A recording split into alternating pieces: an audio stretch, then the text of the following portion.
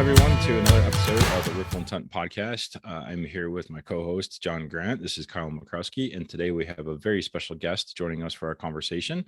That is Tracey Abel. Tracey, could you go ahead and say hello, introduce yourself? Yes, good morning. This is Tracey Abel. I am part of the board for Ripple Intent, so happy to be here this morning.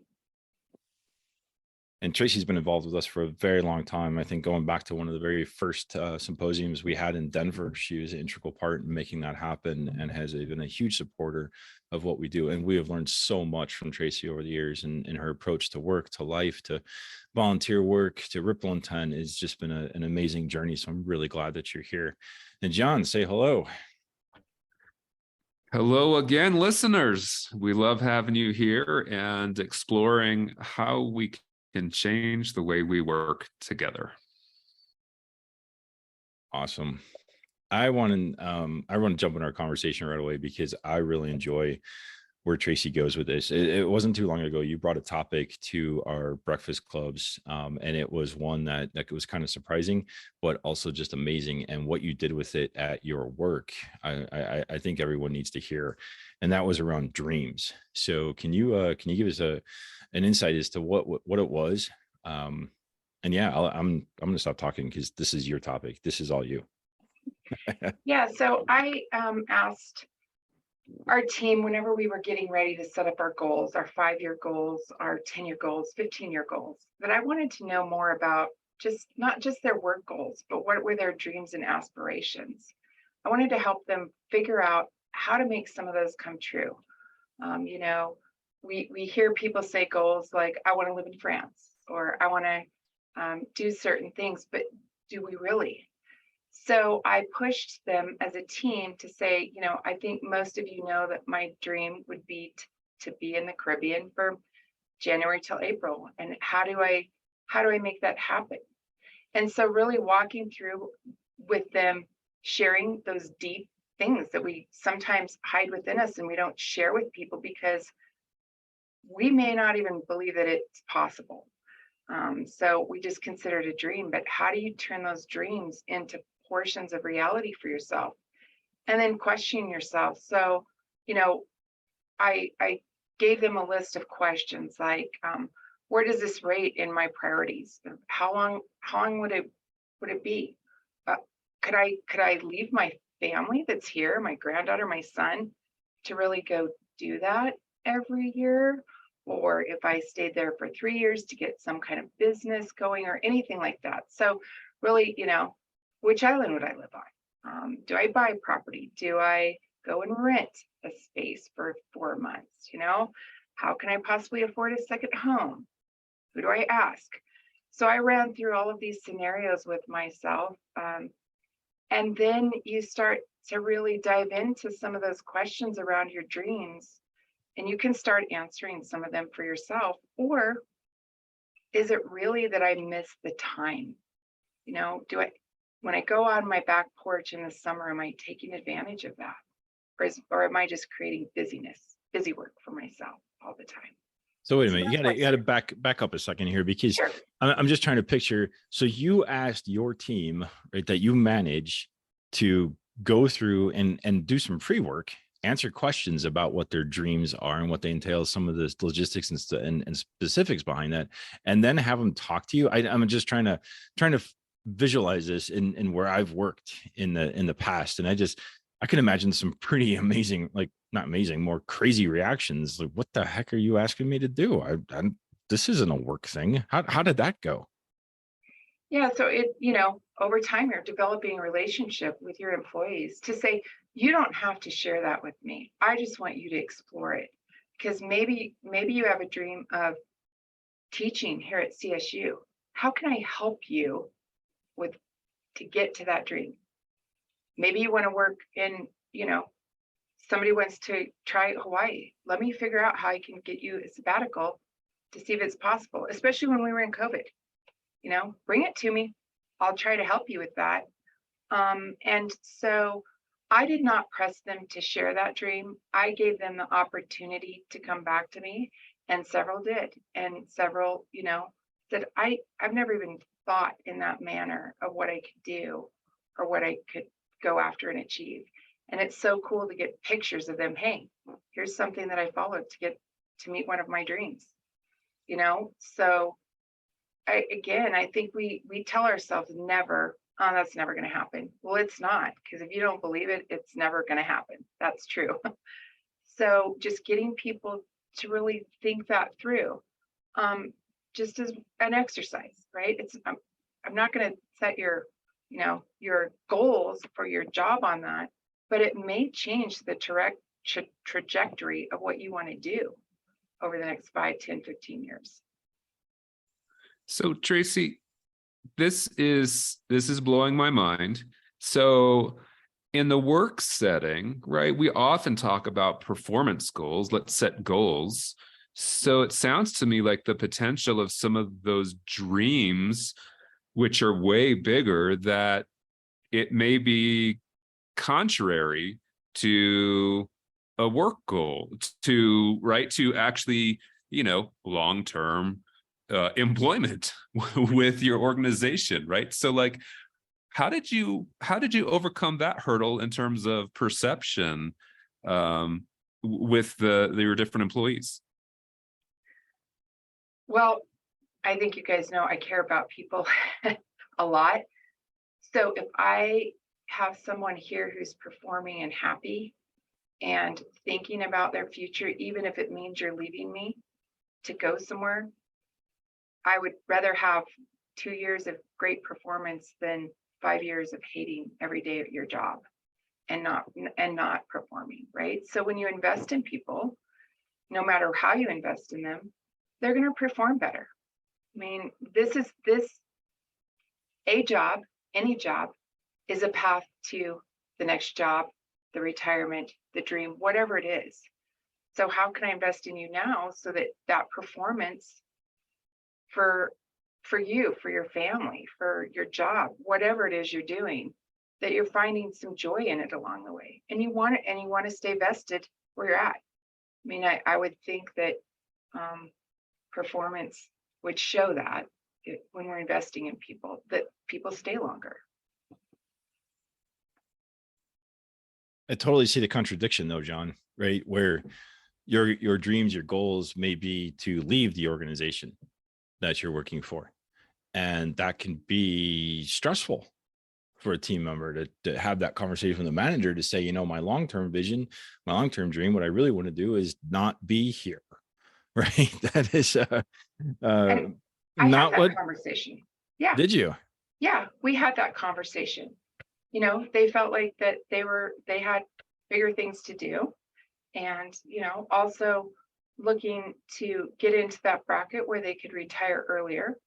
And I told them that I won't hold you back from that.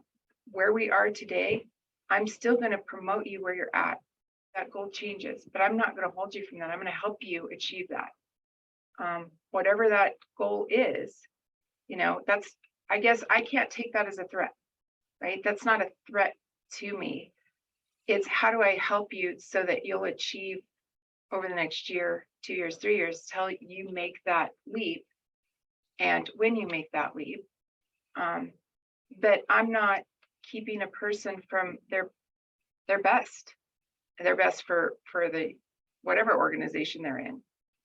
And so, yeah, we actually had that conversation, and it was like, I don't see myself here to finish out my career. All right. So I'm guessing a lot of people are going through the same thought process. Like right now going, this would be an awesome conversation. I would love to have this with both my boss, the people I work with, and the people I manage. And the next question in their head is, how do I start this conversation? So can you share some of the pre-work you started to before, but can you share, how did you, we don't want to dive into how did you create the safe environment where people trust you enough to have this open and honest conversation. That's a whole nother series of podcasts. But for our conversation today, right, what I really want to hear is, how did you get you said you had them do some pre-work, right? Answers, you teed up some questions, you had them do some stuff. What were those? Can you give us some visibility into what were those for those who want to go try this on their own and wade into it without just sitting down with somebody and going, tell me what your dreams are? Because that would be really awkward. Yes. So for my team, this is how the conversation started. Guys, I've noticed that my temper's been much shorter fused, and I'm focused on putting issues beyond what we're normally tasked to do, right? So we were just overloaded at the time. And, we've been focused on those and planning around work and home, finance, family. Like, how do we step away from that and just enjoy life just a little bit? And so then I encouraged them in saying, let's revisit some of the dreams that we have going on behind the scenes. We haven't picked up for a long time, all of us, and write them down and begin to navigate beyond the next 6 months of where we're at today. We know that you're not all going on vacation for 3 weeks in the next 6 months, but like begin to navigate that, to start thinking about, yeah, this is a dream, because life will pass us by if we don't pick some of those things up, and really encouraging them in that sense first, like just giving them some encouragement that I'm aware what's going on and that work is tough. Like I've been tough to deal with sometimes, but I want to encourage all of us to feel comfortable that you don't have to suppress that constantly.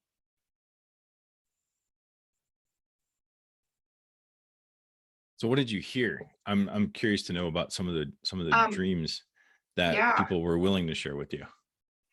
I think it takes time to process, right? So you're hearing this thing and you're going, if I'm from an employee, I'm like, is this something that I need to turn in as homework?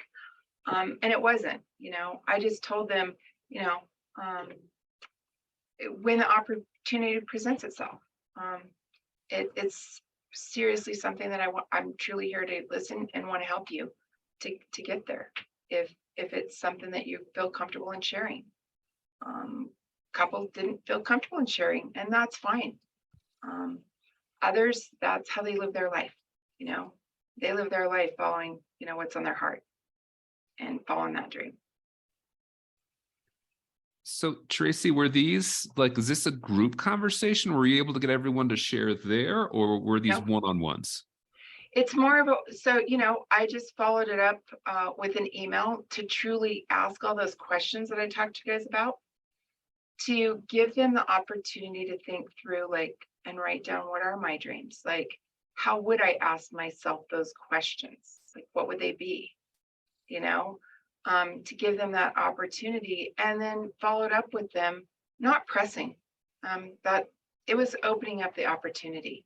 And, several of them came back and said, thank you. They responded back in an email. And then, it's cool when you get a picture. Here, I met this dream. Here, I bought the new home. Here, I got, we're planning this trip, or whatever that dream is. But, I don't feel like that it had to be shared, to be honest. It's personal. It's just opening up that window of, you've got dreams in you. Let's not let life pass us by in this stressful job. You mentioned getting the house. How did you help people over? So I'm very pragmatic, very practical. Yeah. And so what I hear when you ask me what my dream is, my dream would probably be answered in a series of goals, right? Very tangible milestones. We're in this industry, is scheduling, got to get stuff done, achieve things. So I would probably, my first pass in answering that question would be, well, here's the goals, right? I'm trying to get a new car. I'm trying to get my kid to college. I'm trying to do those things. Right. And I'm sure some of your folks came back with that, but I don't think those are dreams. Are they?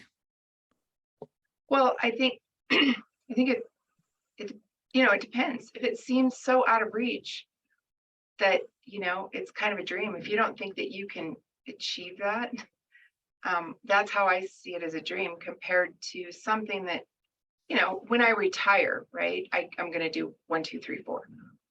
To me, that's a goal. Compared to, I don't know, right now, it doesn't seem possible to own a second home for me in the Caribbean. How would I manage that? Right. So to me, that's a dream that will eventually turn into a goal if I foster it if we foster those dreams, we might be able to turn them into a goal, or we might be able to let it go. So once you ask yourself all the questions, like, would I rather, like the Caribbean, would I rather try to travel somewhere different? Maybe I don't want to go to that house every week when I really think about it, or maybe the beach in Lake McConaughey is close enough. Maybe that's all I wanted was a weekend off, not 4 months. So you help yourself manage through that to decide whether it's goal. Do we have to learn or relearn how to dream as adults? I'm just wondering, because we've talked a lot at Ripple and Ton about, the kids, and we see that when we do activities and we do team stuff and we bring people together, what we see a lot of is, right, there's a lot of risk aversion, a lot of planning, a lot of thinking it through. And when you throw the same or similar activities to kids, and there's been all kinds of examples out there that support this, right? Kids will try and fail repeatedly. They will jump right in and do it. It is pretty amazing, the disconnect, and or not disconnect, the difference between the two. And what I'm wondering is, as we go through life, we, between our experiences, our environments, where we work, what we learn, we become more cautious, more risk averse, and that some would say it's experience, right? So we only have to do things once as opposed to trying it 100 times. But the reality is we've learned how to be uncreative through our working lives, right? We have actually learned how to not do some of those things and have that open mind that we had when we were kids. I'm wondering, is it the same thing with dreams as adults? Is this a skill to practice? I'm just wondering for you, because I hear your dream in the Caribbean, and it's a very passionate one. It's a very strong one. Have you had that for most of your adult life, or is that something that came up recently, or is it something that evolved over time? I would say it's been over the past 4 years. And so when you start asking yourself those questions, when you say, is this something that we've lost? I think in dreams, like things that we have in our hearts, whether it's we feel like it's something that we're called to do, that's a little bit different than truly a dream. Or maybe they marry with each other, but you're also managing the risks. And so a lot of times the risk of that dream, once you walk through that, you're realizing, is that really a dream, or is that just something that I think would be cool, right? Because you have to be willing to give up certain things. Like, if I go, who do I want to share that with? If my family's all here and they're all working and can't go, how important is it to be there compared to being back here? So is that dream, totally different going laying on the beach compared to us talking about, no, I have a calling to go there, and maybe I need to go there to help in mission work, or I need to go there to help them build something, or those are two different things in my mind, a dream compared to a calling. And so do I feel like I lost it or had a long way? No, I think along life you fulfill different dreams, and then they transition, and you learn more and you learn more, and then you realize what it is you want to do. Other times you look back and you're like, glad I didn't follow that inclination, because you see other things that happen in life. So it's a complete process of following through with what you think. And it settles something on the inside of us. Then we're not completely unsatisfied with what we've done over the past, 20, 30 years of our careers and our lives. Tracey, I love this idea. And right, I have strategic and futuristic in my top 5 strengths. I love looking at the future and thinking about things. And I feel like there's a gap in how our work lives typically function, and that we frequently don't help people around us paint those pictures of their futures. So this speaks near and dear to me. But you mentioned the word calling, and you've talked to us about that a little bit in the past. And I'd love for you to kind of reframe for us how this approach for you, how you operate at work, how is this a calling for you? Right. So I think, we all talk about our strengths that we have through Gallup. And my second strength is belief. And I, as a Christian, walk through that with my faith, but I believe that, I'm put on this earth for certain reasons. And that walking through that, there are certain callings that I feel heart set on. And it's about people. It's not about the processes that we do on a daily basis. It's not about the buildings we build. That calling is how can I help individuals with whatever situation it is that they're walking through. I don't always model that correctly, for sure. I mean, if you've worked with me before, you can say, okay.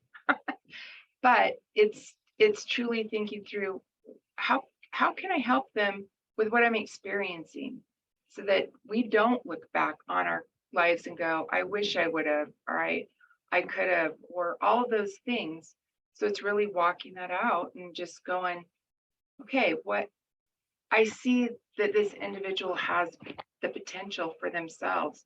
It's just this job constantly feels like it's bogging them down. How do I get them beyond that? We do have stressful jobs in this industry, but we aren't doing heart surgery on a table. So we have to be able to manage that part of it and go, okay, there is life beyond the hours that we put in at the office. Well, even the surgeon, I think, has dreams as well. And perhaps Sure. that's, they're doing their calling, and that's wonderful. But it's amazing how many care providers are out there, and they wonder from time to time, is this the right thing? They might feel that they're in the, and we're all that way at some point. We all feel. I remember listening to Jason Romero's speech when he was talking. This is the guy who, first blind guy to run from Los Angeles to New York, ran it all the way across the country in about 60 days, 50 plus miles a day on average. Amazing story, amazing speaker. But he said the inspiration to do that wasn't because he had it on his to-do list. It literally came at one of the darkest moments of his life, and he felt a calling, an urgency, just something that said, you got to go figure out how to do this. And at first he didn't listen. He did, but not really, right? It wasn't like the clouds broke and the sun came through and there were rainbows and music. I mean, no, it was actually completely the opposite. And over time, it just kept weighing on him to where he decided that this is actually what I need to do. And I think that happens to a lot of us. I can think of many times in my life where there were like these whispers or nudges or things that were trying to influence me, whether it's consciously, most of the time subconsciously, right? But you just these different feelings, or somebody passing through your life in just a moment, and they say something and you're like, it just catches your attention. I'm like, I would never have. And before you know it, you start working on it, and it becomes a part of who you are. And it's interesting. I wonder, in part of that conversation, how many people have had those moments where they've ignored or I'll pick on you, John, for a second, right? Engineered their way out of following those because they were able to justify, I need to keep going down this path and doing these things to get to where I think I'm supposed to be. And I'm only saying that because of the engineering piece of it. Yes, engineers like it. Like which part? Right. Well, right. I mean, we engineering our way through things. I'm pretty sure I can convert this whole conversation to a spreadsheet pretty quickly. I think a calling is that too, is just what you said, is it's not always fun. It's not always what you would choose to do, but there's that inner part of you that knows that it's probably what you need to do, and also in the end what's best to do. And I don't know how to say it beyond that, because there's a lot of things that people are called to do, and it wouldn't be what they chose. Well, and that's a good point. Yeah, I think there's something interesting in that too. So right, we pick careers, and we're not may not necessarily be called to that career per se, but we certainly find our purpose and find the calling within what we've chosen to do, right? I don't know that I would say I was called to be an engineer, but through the work that I do, I have found my calling in helping people grow to be the best of themselves. And so I'm able to just, again, use the career choice to help people around me. And it doesn't really have necessarily an impact on the fact that I'm an engineer. Right? That's just my day job. It's the means to an end that, of course, right, helps me take care of my family and put food on the table and afford to do the things we want to do, to help support some of the dreams. But I get so much fulfillment now out of the calling component, that I can't turn away from it. I can't turn it off. It's with me all the time. This is a conversation that I think we could have for many, many hours. Unfortunately, we don't have many hours. So before we head off, one last thing, there's one thing that you could share with our folks listening today around dreams. What would that be, Tracey? I'll start with you. I think spend some time and try to identify the dreams compared to the goals that you're setting for yourself in your life, and share it with the people around you. It'll bring you joy. Well said. John, how about you? I'm totally energized to go and try this, Tracey. I have not had this conversation with the people I work with. So it's time to dig in and give this a shot. And I love, the starting with yourself as an example to give them, to show them that this is okay. This is an acceptable level of vulnerability. So I'm ready. I'm going to go set up a meeting with my team as soon as we're done here. I love it. It's awesome. Kyle, John. how about you? Yeah, I'm kind of in the same boat where I want to go have these conversations.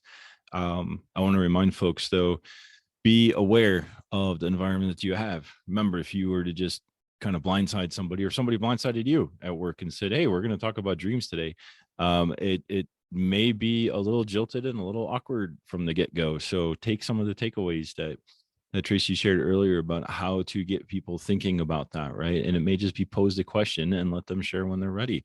It may be you might have the environment that John's describing that he has with his team members to go openly have the dialogue, with a little bit of prep, a little bit of thinking and preparation. But just be aware of your own environment, and those around you, and your relationships. But do not hesitate to go somewhere with this conversation. I mean, the concept of exploring dreams with those you work with is an amazing, powerful thing that we certainly don't do enough of. With that, I'm going to say thank you. Thank you to everybody for listening. Continue to support what we do here at Ripple Intent. I want to say thank you to co-host John, and also very special thank you to Tracey for joining us today. Really appreciate you being here, Tracey. We appreciate it, and we will see you down the road. Take care, everyone.